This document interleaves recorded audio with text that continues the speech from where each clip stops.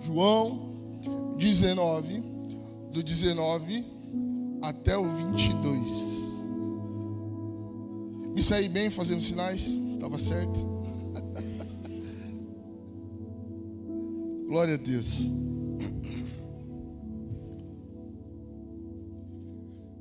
Os irmãos já encontraram? Quem está sem Bíblia acompanha aqui no telão. Eu vou ler por aqui também. Diz o seguinte: então Pilatos mandou escrever uma placa e pregá-la no alto da cruz com os seguintes dizeres: Jesus Nazareno, o Rei dos Judeus. Muitos dos judeus leram a placa de Jesus, pois o lugar em que ele foi crucificado ficava próximo da cidade, e a placa estava escrita em aramaico, latim e grego.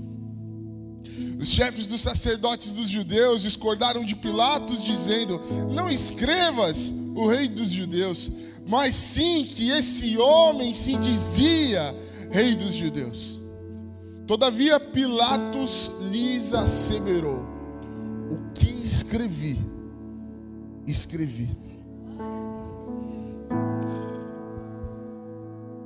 Senhor, essa é a tua palavra, Pai, que eu te peço, usa a minha vida. Fala nessa manhã conosco, Pai, no nome de Jesus, que eu possa, Pai Todo-Poderoso, compartilhar aquilo que o Senhor tem colocado no meu coração, Pai. No nome de Jesus. Você pode dizer amém? O capítulo 19 do livro de João vai trazer em detalhes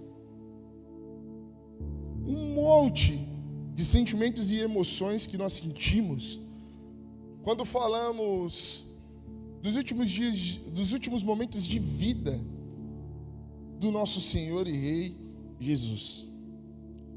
Antes disso, ele vai trazer também detalhes de como tudo aconteceu, o que estava ocorrendo. Fato é que o capítulo 19 do livro de João vai tratar sobre o maior ato de amor que a humanidade já pôde experienciar em vida ou experimentar. E ainda que nós não estivemos lá em loco, vivendo tudo isso, sabe, fisicamente, fato é que quando nós lemos tais detalhes e tal história, não tem como não nos sentirmos constrangidos com aquilo que Deus fez por amar a nós. De uma maneira tão surreal, ele não pensou, em nenhum momento titubeou em entregar aquilo que ele tinha de mais precioso, que era seu filho Jesus, para passar por aquilo que deveria ser um processo meu e seu, pois nós somos merecedores de pagar o preço por conta dos pecados que cometemos. Mas apesar de sermos merecedores, nós não somos capazes de conseguir transformar as nossas próprias vidas, ainda que a gente venha pagar o preço alto, ou melhor, receber tal salário que o pecado nos dá, que é a morte. Mas Cristo Jesus, em toda a sua soberania e poderio, veio a essa terra e se despiu de tudo que ele tinha de sua soberania, se fazendo servo, para passar por um processo que era meu e seu, morrer no meu e no seu lugar. Quando leio esses versículos, algumas lições ficam ecoando em minha mente e coração, e é sobre isso que eu quero compartilhar com vocês hoje. Mas antes de adentrarmos a essas lições, eu preciso rapidamente pedir para que você abra a sua Bíblia novamente no livro de Filipenses, capítulo de número 2.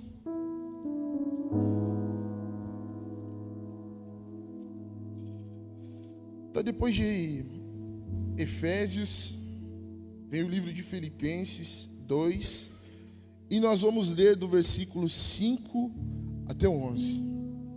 Porque nós estamos falando de alguém que mudou a trajetória de toda a história da humanidade. E isso inclui a minha e a sua vida, inclusive dos seus familiares que ainda não estão sem sua criação. para que nós venhamos ter novamente aquele relacionamento. Talvez não tão igual ao que Adão e Eva tiveram a oportunidade de ter, mas eu acredito que muito superior quando entendo que hoje nós podemos crer naquilo que foi escrito e podemos vivenciar aquilo que eles não viveram. Sabe, vez ou outra eu me coloco em algumas histórias que a Bíblia conta e fico pensando, uau, deve ter sido muito doido viver isso na pele. E quantas vezes eu fiquei com a minha cabeça maluca e criativa, desejando Maranata, para que o Senhor voltasse, nos levasse, e quando chegasse lá eu tivesse a oportunidade de chegar para homens que tiveram uma disposição tão incrível para propagar o Evangelho, e perguntar para eles, cara, me conta, como que era andar do lado de Jesus? E um dia, nessa criatividade toda, eu me lembro que eu estava percorrendo alguns vídeos do YouTube, e de repente eu vi um corte de um pregador que estava falando exatamente aquilo que eu estava pensando, mas ele deu continuidade dizendo, eu também penso qual pode ser a resposta daqueles homens que andaram com Jesus fisicamente, não te respondendo como foi, mas te devolvendo com uma outra pergunta, do tipo, eu te falo daqui a pouco, mas me responde, como que é ter ele dentro de você?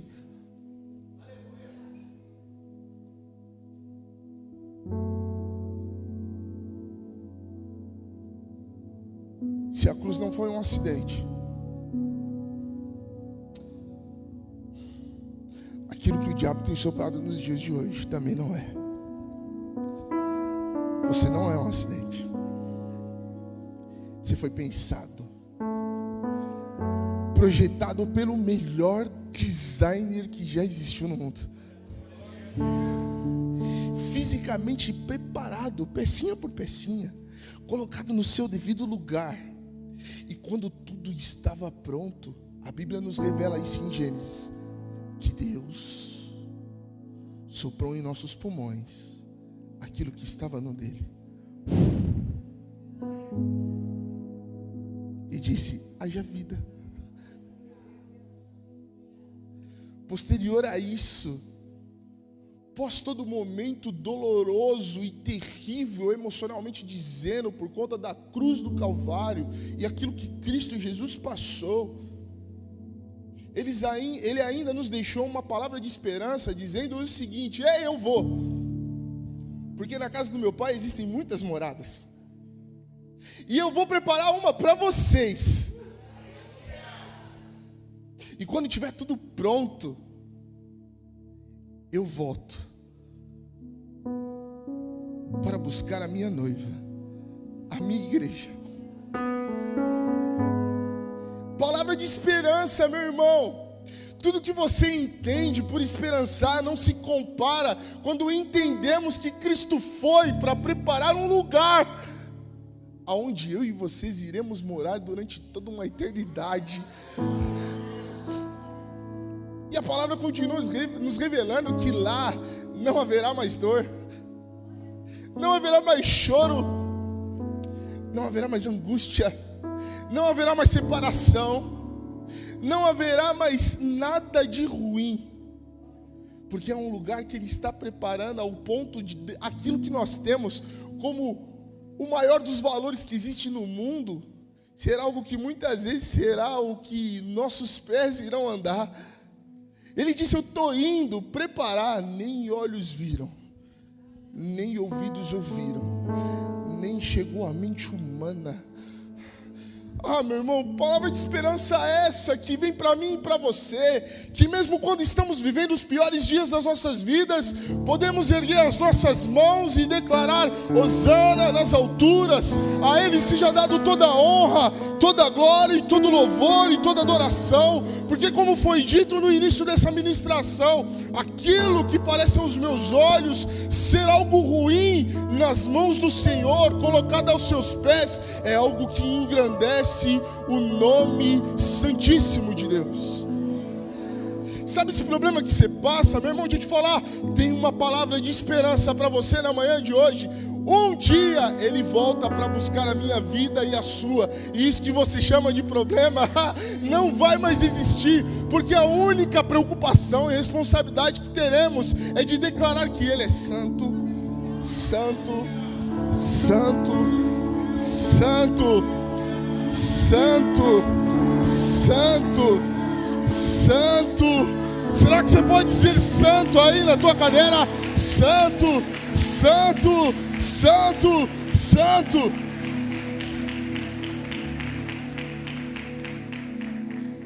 Não foi um acidente. Quantas vezes o diabo soprou aos teus ouvidos: finda com a tua vida porque ela não tem valor. Não foi um acidente. Porque a cruz não foi um acidente, mas teve propósito. Segunda lição que essa história me traz é que a cruz, além de não ser um acidente, ela tem um propósito firme de nos aproximarmos do nosso Pai.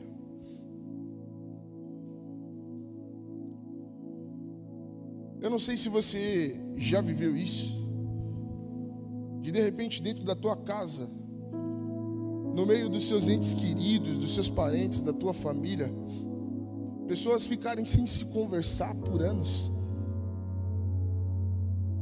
Não é uma coisa doida quando a gente para pensar? Eu tenho o mesmo sangue que você, meu irmão Lucas, mas eu não falo com você. E talvez Deus te trouxe aqui nessa manhã só para te dizer assim, ó, é tempo de reconstruir relacionamentos. E um relacionamento humano só pode ser reconstruído quando o nosso relacionamento com Deus está em dia.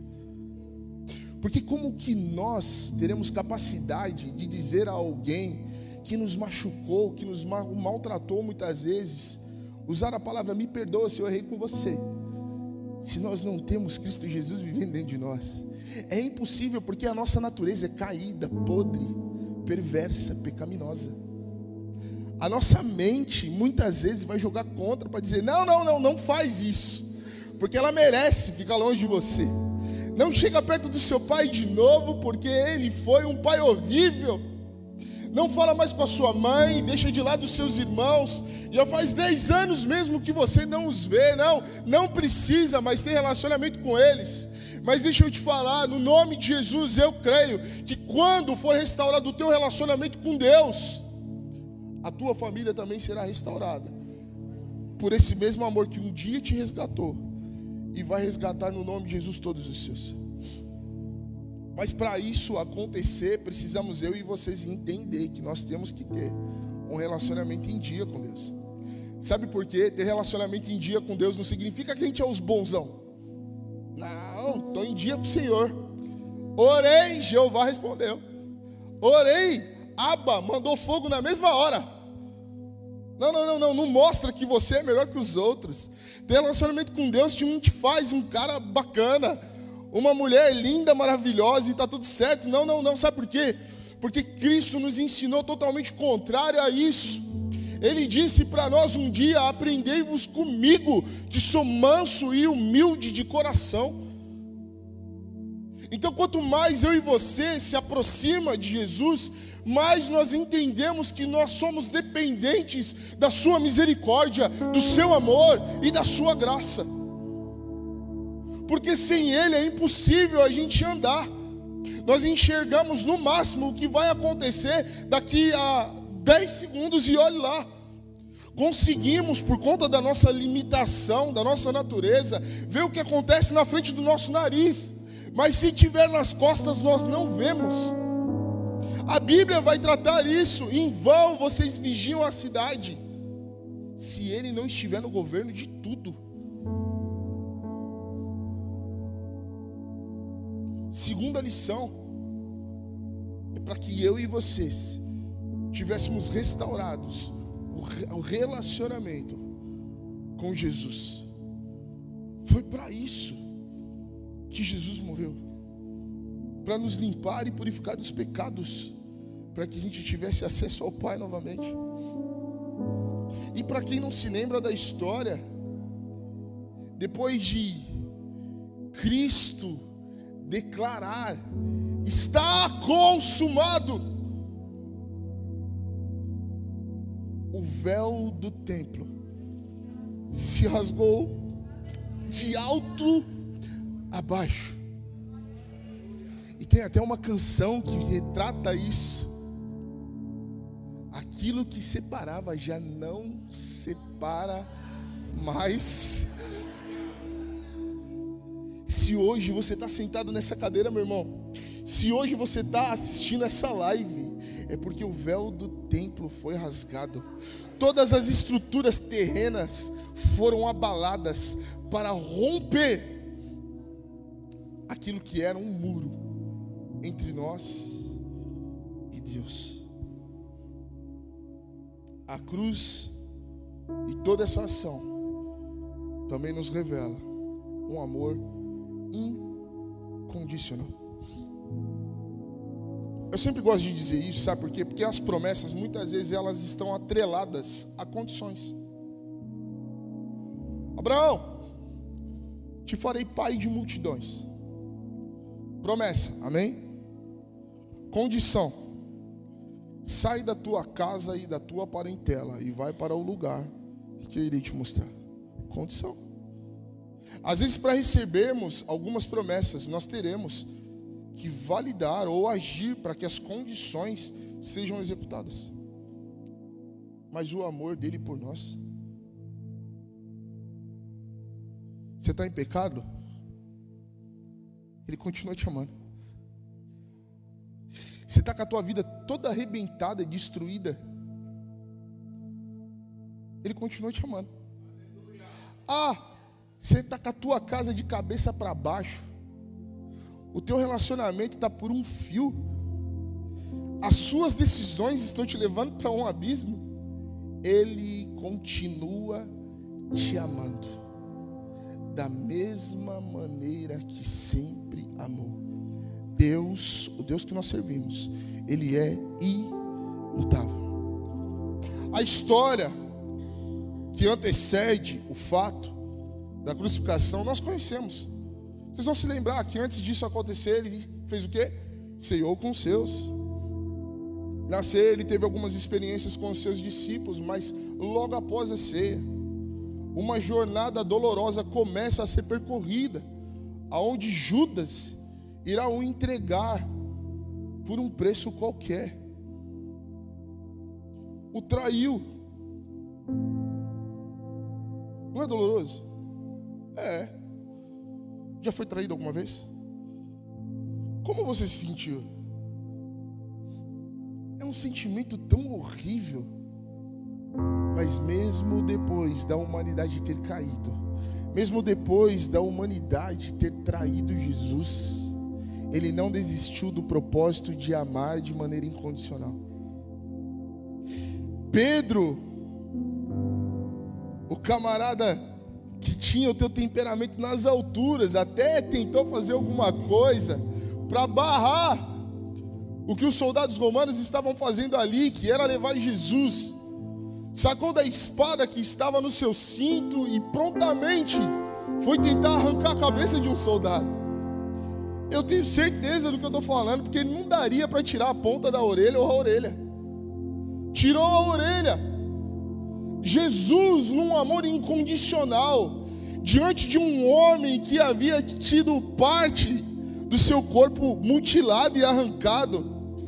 Eu confesso que talvez se fosse eu, ou se fosse você, pensaria o seguinte: boa, Pedrão, mas você errou, era para dar no pescoço, irmão. Mas não, Ele amava até aqueles que o levariam para a via dolorosa, passar por açoites, humilhação, os deixaria nu,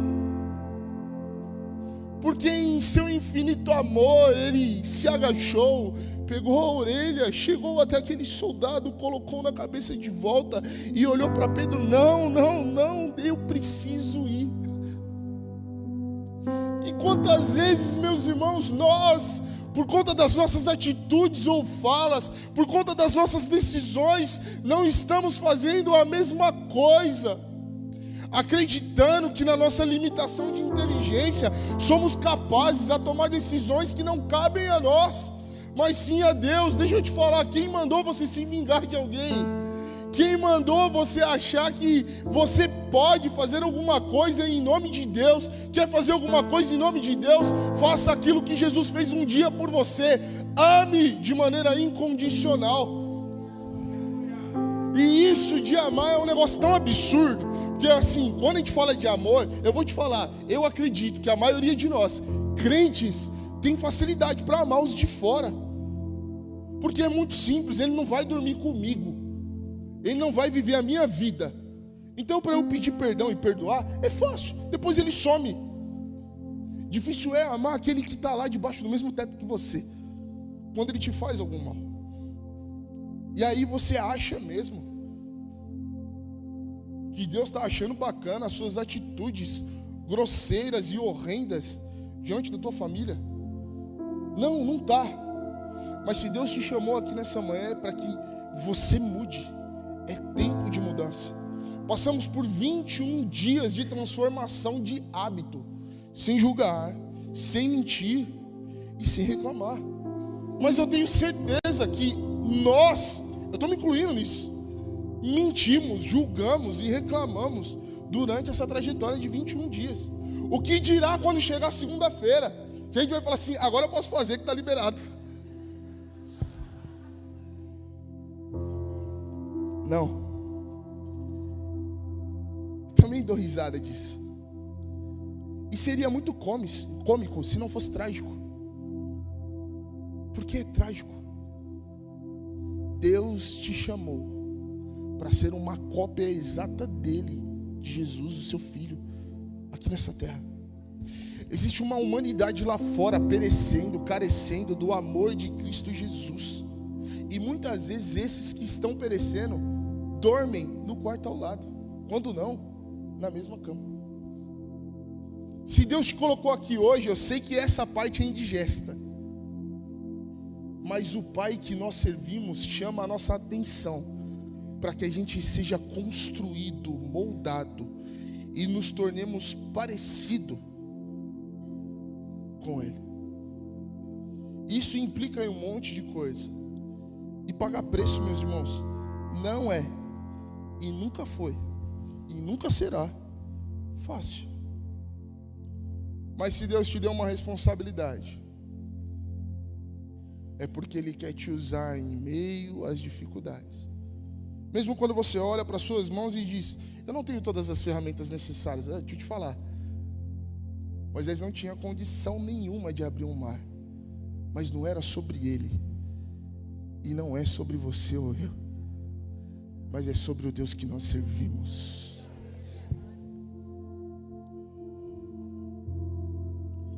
Ceia, traição, levado até Pôncio Pilatos,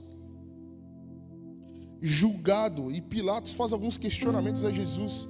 Você se lembra da história? E ele não encontra falta alguma sobre Jesus. Ele tenta até o libertar, ele volta algumas vezes para o povo e fala assim, mas vocês estão loucos. Acredito que ele não falava assim, isso sou eu falando, né? Vocês estão malucos? Esse camarada que vocês estão me apresentando, ele não tem falta alguma, ele não cometeu delito nenhum. E o povo, não interessa, mata ele, crucifica. Pilatos então volta, ainda com a cabeça mais doida, e resolve açoitar Jesus. Entrega nas mãos dos soldados, e eles batiam de uma forma bárbara. Já assistiu aquele filme Paixão de Cristo? Dizem alguns estudiosos que o Mel Gibson chegou muito, mas muito próximo de 1/3 daquilo que Cristo sofreu de verdade. Já imaginou nu, açoitado, humilhado? Então vem os soldados e enrolam o seu corpo dilacerado em uma capa de púrpura, dizendo, salve o rei dos judeus, ironizando. Você sabe o que acontece quando o sangue seca sobre um tecido e você puxa? Já teve uma gaze colada no joelho ralada? Agora imagina toda uma capa e um corpo dilacerado por conta dos meus pecados e dos seus. Como se não bastasse uma coroa de espinhos, e foi confeccionada, não era o rei.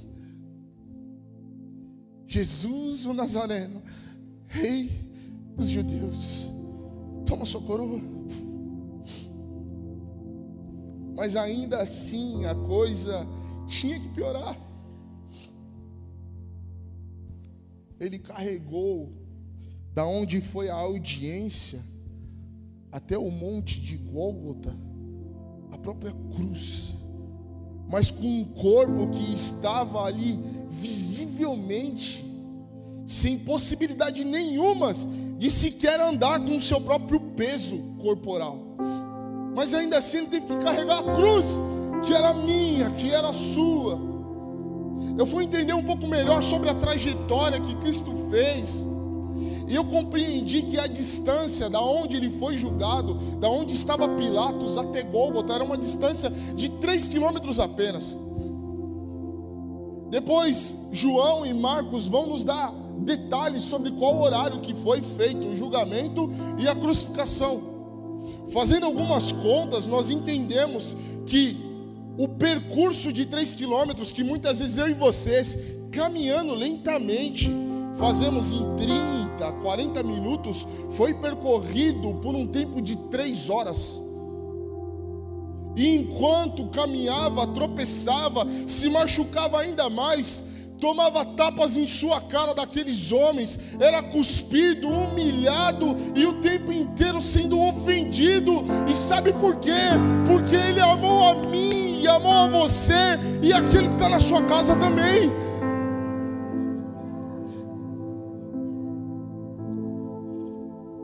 Chegado lá no momento que ele ia ser crucificado, os irmãos sabem, eu só estou refrescando a tua memória, meu irmão. A crucificação era uma sentença que era dada para os piores criminosos que existiam naquela época. Mas Jesus não era um criminoso, Jesus não era um bandido, mas foi colocado entre dois. Quando nós lemos alguns livros apócrifos, nós vamos até conhecer possivelmente o nome daqueles bandidos, que diz que um se chamava Dimas e o outro Gestas. Na cultura daquela época, eram colocados na cruz onde eles eram sentenciados a acusação que havia levado eles para a morte. Então na de Dimas uma placa foi posta, e de Gestas, se esses são os nomes reais desses homens, também, dizendo malfeitor. Por incrível que pareça, era o pior nome que tinha para aquela época. E ladrão, sentenciados à morte. Mas na de Jesus,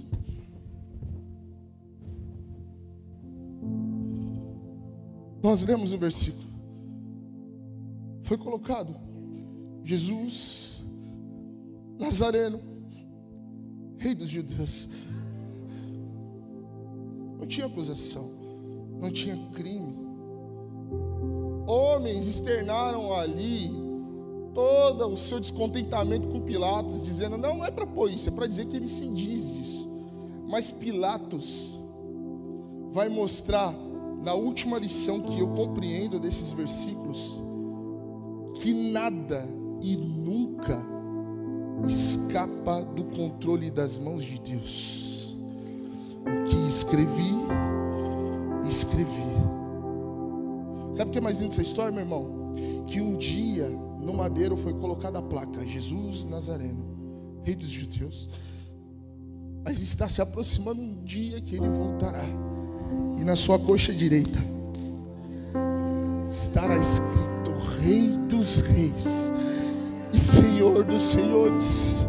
Não é mais o Nazareno, não é mais o rei dos judeus, mas é o meu rei, é o meu Senhor, é o seu rei, é o seu Senhor, é aquele que você serve, é aquele que te deu vida, é aquele que sofreu por mim e por você na cruz do Calvário. E por conta disso, nós podemos estar dentro da tua casa, dizendo Hosana, Hosana nas alturas, Santo, Santo, Santo é teu nome, a ti seja dado toda honra, toda glória, todo louvor e toda adoração, Porque ele não voltará com aquela placa debaixo dos braços, mas voltará com um corpo glorificado, transformado, para o mundo inteiro ver que o nosso Redentor vive.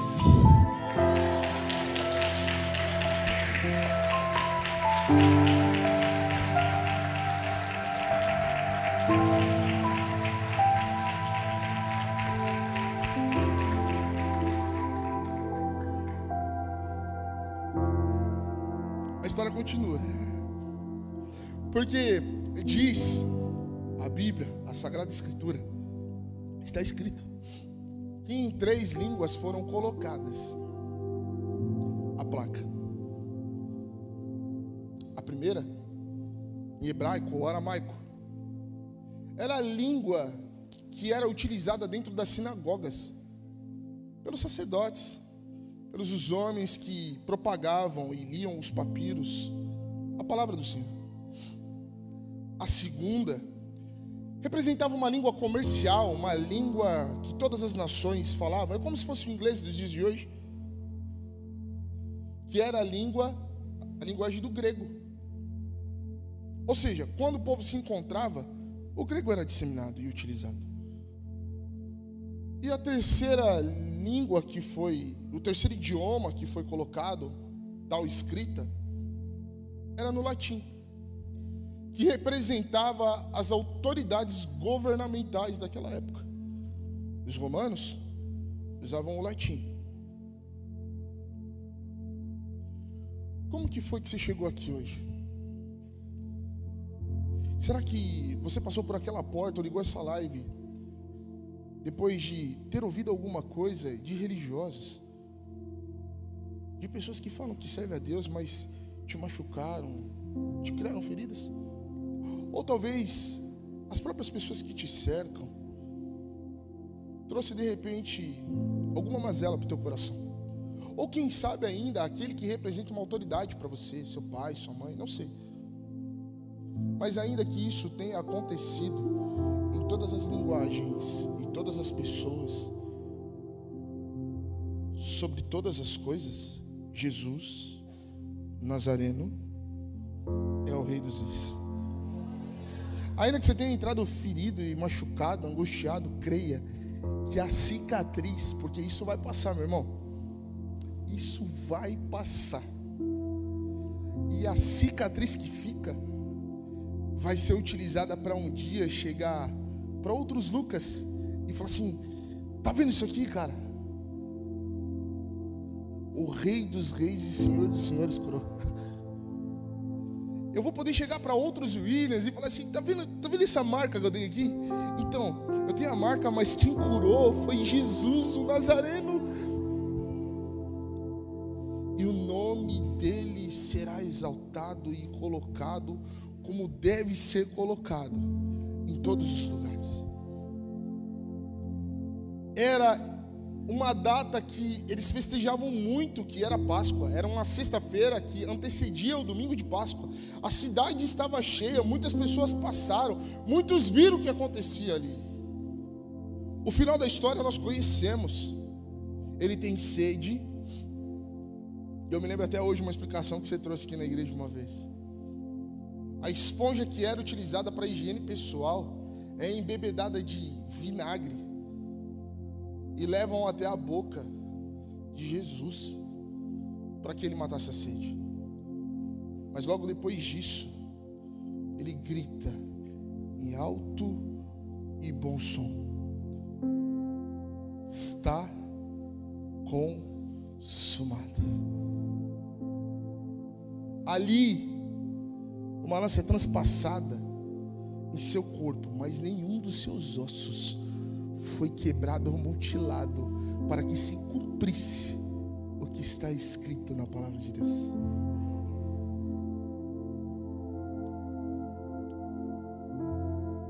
José de Arimateia, preocupado, vai chegar em Pilatos e falar assim: será que eu posso tirar o corpo de Jesus da cruz e sepultar, como os ritos mandam que a gente faça? Pilatos dá a ele autorização para tal feito. Junto de Nicodemos, sim, Nicodemos, aquele camarada que trocou ideia com Jesus, você lembra dele? Como que eu faço para nascer de novo? vão preparar todo o corpo de Jesus e sepultar em um sepulcro, em um jardim próximo da onde ele havia sido crucificado. O detalhe é que naquele sepulcro, ninguém havia ainda sido colocado. No primeiro dia da semana, domingo, ainda era madrugada e Maria Madalena vai até o sepulcro para ver como que está o corpo do mestre.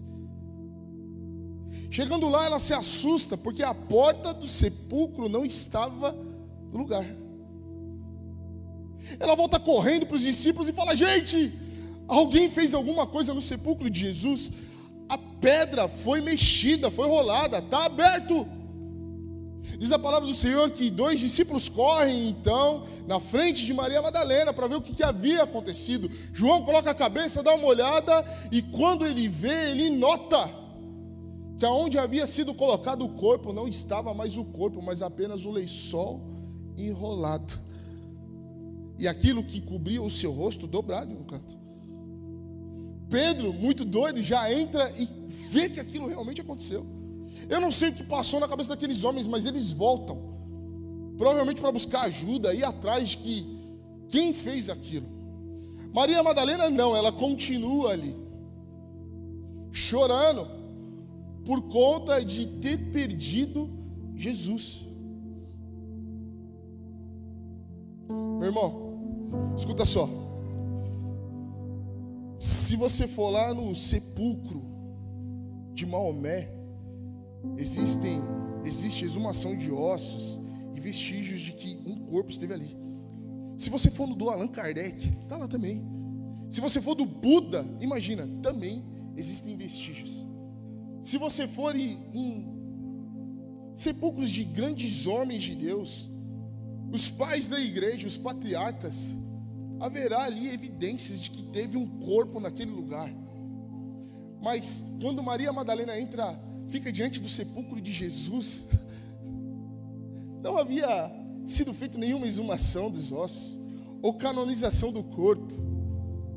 Mas ela, chorando copiosamente, eu não sei, mas de repente me vem, sabe aquele versículo que Paulo citou quando envia uma carta aos Coríntios, dizendo assim: ó morte, onde está a tua vitória?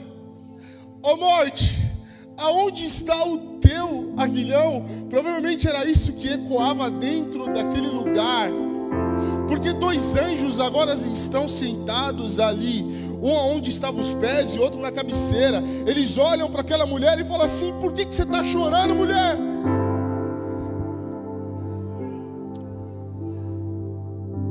Ela provavelmente não consegue balbuciar uma palavra para responder, mas prontamente Jesus aparece atrás dela e fala assim: por que você está chorando, mulher?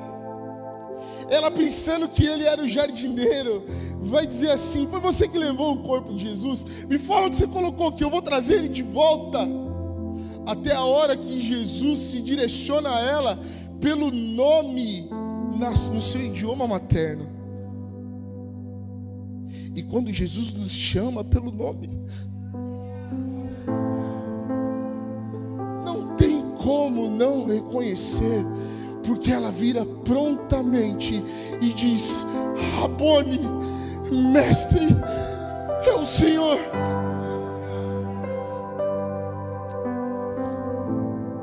Jesus te trouxe aqui nessa manhã. E talvez você tenha chegado aqui sem saber mais quem é Deus, sem saber mais quem é o Rabone, sem saber mais quem é Yeshua, sem mais ter discernimento sobre a presença de Yahvé, do Deus que você serve. Mas no nome de Jesus eu quero profetizar nessa manhã que da mesma forma que Jesus se apresentou para Maria Madalena e a chamou por aquele nome que ela sabia, quem chama não é o pastor William, quem chama não é o pastor Gustavo, quem chama não é o meu pai, não é minha mãe, mas quem me chama desse jeito é somente um: Jesus. E Ele vai te chamar. Ele vai te chamar, mas de forma intencional e com um propósito. No livro de Lucas, capítulo de número 8, nós teremos a primeira aparição de Maria Madalena, que vai falar que ela participava de um grupo de mulheres que havia sido curada, transformada por Jesus.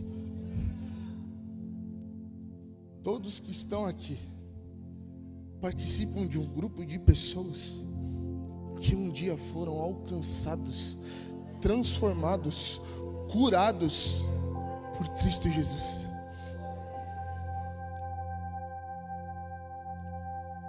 Essa é a primeira aparição.